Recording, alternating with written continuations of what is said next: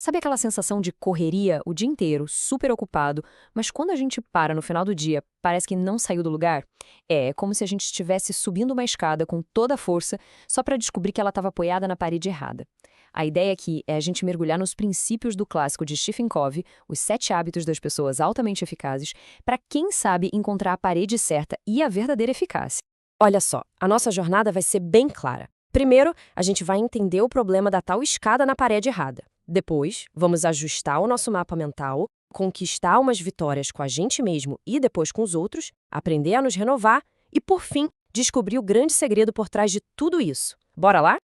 Então, vamos começar pelo coração do problema que o Covey identificou. Muitas vezes a gente está a 1000 por hora, mas sem um morte. Essa primeira parte aqui vai mostrar o perigo que é confundir estar ocupado com estar sendo produtivo de verdade. Essa metáfora da escada nossa, ela é perfeita, né? Porque todo mundo já sentiu isso. É muito esforço, muita correria, para no final perceber que todo aquele trabalho te levou para o lugar errado. É exatamente essa frustração que os hábitos tentam resolver. A ideia é garantir que a nossa escada esteja na parede certa antes mesmo da gente começar a subir. Ok, para mudar a escada de parede, primeiro a gente precisa entender como é que o nosso mapa mental funciona. E é exatamente aqui que a gente precisa falar sobre paradigmas. O ponto-chave aqui é o seguinte: paradigmas são as lentes que a gente usa para interpretar o mundo. Eles não são a realidade em si, mas sim a nossa percepção da realidade. E claro, se a lente, ou o mapa, estiver errada, todas as nossas ações baseadas nela também vão estar. Pensa bem.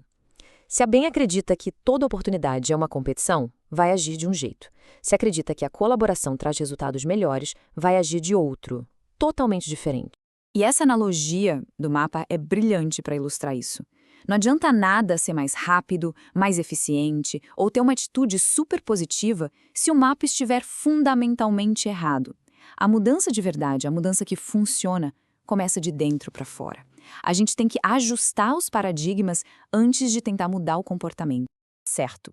Com o mapa ajustado, a gente começa o que Covey chama de vitória pessoal. Esses 3 primeiros hábitos são sobre dominar a si mesmo. Eles nos levam da dependência para a independência, colocando a gente no controle da nossa própria vida. Ser proativo é muito mais do que só ter iniciativa, sabe? É sobre reconhecer que a gente tem a liberdade de escolher a nossa resposta para qualquer coisa que aconteça. E isso fica super claro na linguagem. A linguagem reativa nos coloca como vítimas das circunstâncias. Já a proativa, ela devolve o nosso poder, fazendo a gente focar a energia naquilo que a gente pode de fato controlar. O segundo hábito é sobre liderança pessoal. Essa pergunta sobre o funeral, ela é profunda, né? Mas ela nos força a definir o que realmente importa. Covey diz que tudo é criado 2 vezes. Primeiro na mente, como se fosse um projeto, e só depois no mundo físico. Se a gente não faz essa primeira criação mental, a gente corre um risco enorme de viver um roteiro que outras pessoas escreveram para nós. E aqui a gente coloca a teoria em prática. O hábito 3 é a execução do hábito 2. E o segredo das pessoas eficazes é que elas vivem aqui, no quadrante 2. Elas focam no que é importante, mas não é urgente, como planejamento, prevenção, construir relacionamentos. E isso, claro, exige uma disciplina enorme para dizer não para um monte de coisas urgentes, mas que não são importantes. Depois de arrumar a casa, de dominar a si mesmo, o próximo passo é a vitória pública. Aqui a gente passa da independência para a interdependência, que é o nível mais alto de maturidade, onde a gente consegue colaborar de forma eficaz com as outras pessoas. Isso aqui é uma virada de chave gigantesca no nosso paradigma.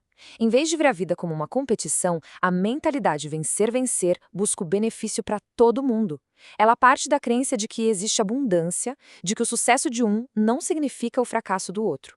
E tem mais, se uma solução vencer-vencer não for possível, a melhor alternativa é simplesmente nada feito para preservar o relacionamento. Essa analogia é perfeita demais. A gente faz isso o tempo todo, né?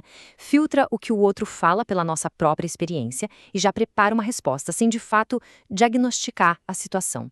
Esse é, talvez, o maior bloqueio que existe na comunicação. E qual é a solução? A escuta empática. E, gente, não se trata de concordar, tá? Se trata de compreender profundamente o outro. Quando uma pessoa se sente genuinamente compreendida, ela se sente validada, segura. Isso cria o que Covey chama de ar psicológico. E é aí que se abre a porta para a colaboração e a influência de verdade. A sinergia é o ponto alto dos hábitos anteriores. É o que acontece quando pessoas proativas, com o objetivo em mente e que praticam a escuta empática, se juntam para resolver problemas. Em vez de chegar num meio termo onde todo mundo perde um pouco, a sinergia cria algo novo e melhor, uma terceira alternativa que ninguém tinha pensado antes. E para que todos esses hábitos sejam sustentáveis, a gente chega naquele que torna todos os outros possíveis: a autorrenovação. Parece loucura, né? Mas é exatamente o que a gente faz quando diz que não tem tempo para se exercitar, para ler um livro ou para meditar. O hábito 7 é sobre parar para afiar a serra, ou seja, cuidar do bem mais precioso que a gente tem, nós mesmos. E essa renovação precisa ser equilibrada, olhando para essas 4 áreas. A dimensão física cuida do nosso corpo, a mental da nossa mente, a social/emocional dos nossos relacionamentos e a espiritual do nosso centro, do nosso propósito. Se a gente negligencia uma delas, pode ter certeza que afeta todas as outras. E agora, para a gente amarrar tudo isso, vamos ao princípio que está por trás de todos os 7 hábitos. A fábula da galinha dos ovos de ouro é a chave de tudo. A eficácia não é só sobre produzir os ovos, que é a produção. É sobre cuidar da galinha que produz os ovos, que é a capacidade de produção.